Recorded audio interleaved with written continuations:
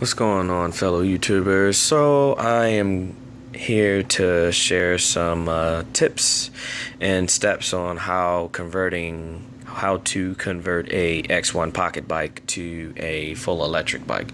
I picked this bike up for about 80 bucks, and I've already stripped it down to bare frame. As you can see, I've already removed the gas motor that came in it. As you guys should know, that these bikes come with two-stroke engines, and I wanted to go a different route because I want to be different. So I'm really a big fan of the electric bikes. As you can see, I already have two Razor bikes back there. I just put bigger shocks on them so they sit higher for adults. They're very fun to ride, and I love them. So I figured, well, why don't I try to get a pocket bike and, convert it to an electric. I couldn't find any electric pocket bikes out there, so I just figured, why not make my own? So here we go. And yeah. I already had got a few parts for it so far. I have the controller already mounted where the gas tank used to sit. This is where the gas tank used to sit. I just used the mount for where the gas tank used to sit at. This is where the engine's gonna sit. Well, the electric motor is gonna sit. The biggest thing that you will have to worry about is cutting this mount out for where the gas motor used to mount to. This is where the gas motor used to mount. This is the motor mount for it. This is the only big part that really might, require some cutting and, fabbing, but I don't think this is going to require any welding, so it won't be anything drastic that you'll have to do in order to convert this. But this is definitely going to have to go so that you can fit the motor here and the batteries can go here, and there's way more than enough space to fit 3 batteries because this is going to be a 36 volt system. And it's going to be an 800 watt going in there, 800 watt motor that's going to run this bike. Those back there are actually 500 watts, so this one's going to have 300 extra watts, so it's going to be a tad bit faster. I figure since it's a mini motorcycle, it's going to have to go fast. So yeah, that's pretty much that. I didn't really do much of anything else other than remove the motor and install the controller. This is the motor right here. It's a used system. It works. I tested it already. The other major thing that you're going to have to worry about is the sprocket.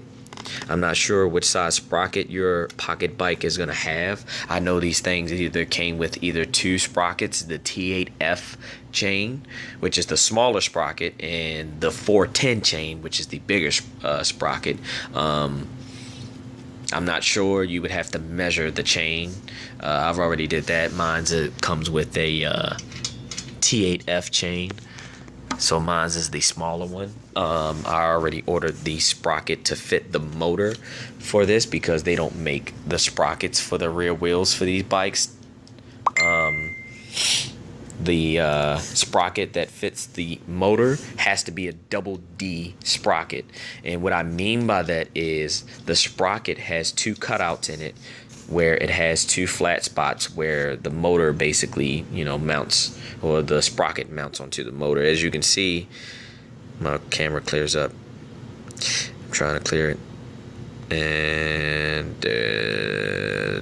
I guess that's as close as we're gonna get, but I'm pretty sure you get the point. You can see how it's set up. It's 2 flat spots on both sides of the sprocket. That's a double D. It's a 10 millimeter spacing. It's a 10 millimeter double D sprocket. It'll be 11 tooth. They don't make anything smaller than 11 tooth, so you'd have to go with the 11 tooth. And I've already done the calculation on how much speed it'll get with the 11 tooth sprocket. With the stock sprocket, I can't remember if that's a 36 tooth or 40 tooth rear sprocket or something like that, but end of it all, it'll have like a 16 to 18 mile an hour top speed. Those one top out at 14 to 15. This one's gonna have about 16 to 18, 17, somewhere in between that roundabout.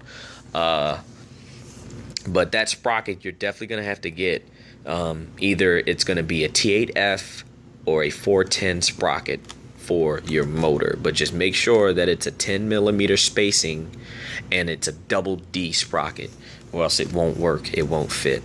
That's another major thing. Other than that, those are the two main things that I really can mention on converting this bike. Everything else is just pretty much me going, just fabbing and working as I go, because this is my first time doing this. So I'm familiar with the electrical work and stuff like that. So that's pretty much that. Also, I'm going to be running a separate 12-volt battery to run the auxiliary. There's going to be LED lights all over and stuff like that, little flashy stuff. And then I'm going to have headlights, and I might throw a tail light on there later on in the future, just for the fun of it. It's also going to run the speedometer. The speedometer on this bike only needs 12 volts to work. It works off these magnets that are on the front wheels. When you spin the wheel or whenever you're moving, it'll read how fast it's going from the magnets. I can't remember what they call that type of speed sensor going on there, but all you need is 12 volts to the speedometer and it works. So that's also going to run off the 12-volt battery. I'm literally going to only have the motor running off of the 36-volt system because I want all of that power going to the motor. I don't want anything else draining the batteries of running auxiliary lights or running the speedometer or headlights or anything else on this bike. I just want all the power and conserve as much power as I can so that this bike can run as well as I want it to. So I kept the original 12-volt battery that comes in the bike as the starter battery for the gas engine. I don't know if you guys would want to do that, but I figure I'd do it just so that I can have some bells and whistles on here. But that's pretty much all I have right now, and this is what I got. So I guess I'll keep you guys updated and show you guys how I'm gonna build this thing, and I'll keep you guys updated. And you guys can ask any questions you want to ask away.